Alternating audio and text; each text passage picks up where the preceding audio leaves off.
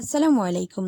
আজকে আমি আপনাদের সাথে চায়ের কাপে মেপে পারফেক্ট কেক বানানোর রেসিপি শেয়ার করব। এখানে আমি নর্মাল টেম্পারেচারে রাখা 2টি ডিম নিয়ে নিয়েছি। এবার এই ডিম দুটিকে কাঁটা চামচের সাহায্যে ভালোভাবে ফেটিয়ে নিলাম।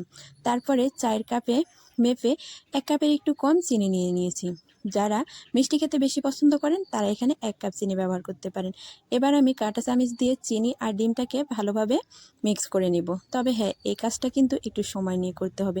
ভালোভাবে চিনি যখন মিক্স হয়ে এসেছে সেই মুহূর্তে আমি দিয়ে দিলাম 1/2 কাপ সয়াবিন তেল। এখন আবারও সব কিছু ভালোভাবে মিক্স করে নিয়ে নিলাম একটি চালনি, আর এর উপরে দিয়ে দিলাম 1 কাপ ময়দা, 1/2 কাপ গুঁড়া দুধ, অল্প পরিমাণে লবণ আর 1 চামচ বেকিং পাউডার। এখন এই শুকনো উপকরণগুলোকে ভালোভাবে চেলে নিব। শুকনো উপকরণগুলো কিন্তু অবশ্যই চেলে নিতে হবে।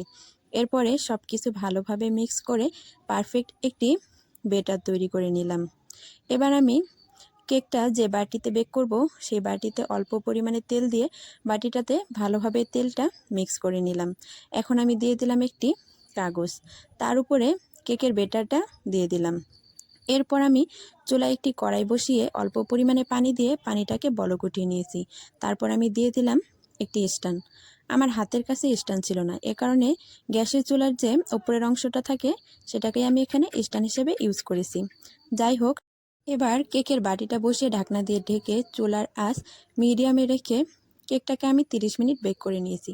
30 মিনিট পর ঢাকনাটা খুলে একটি পরিষ্কার কাঠি দিয়ে কেকটাকে পরীক্ষা করার জন্য কেকের মাঝখানে আমি কাঠিটাকে ঢুকিয়ে দিই। এরপর উঠিয়ে দেখি কাঠিটা একদম পরিষ্কার, তার মানে আমার কেকটি হয়ে গেছে। আর দেখুন মাশাল্লাহ, আমার কেকটা কতটাই ফুলকো হয়েছে। এবার এই কেকটাকে আমি ঠান্ডা করে নেব। ঠান্ডা হয়ে গেছে, এবার আমি আপনাদেরকে কেটে দেখাবো। এভাবে অল্প কিছু উপকরণে সহজভাবে কেক বানিয়ে আমরা কিন্তু আমাদের পরিবারের সদস্যদের সাথে শেয়ার করতে পারি।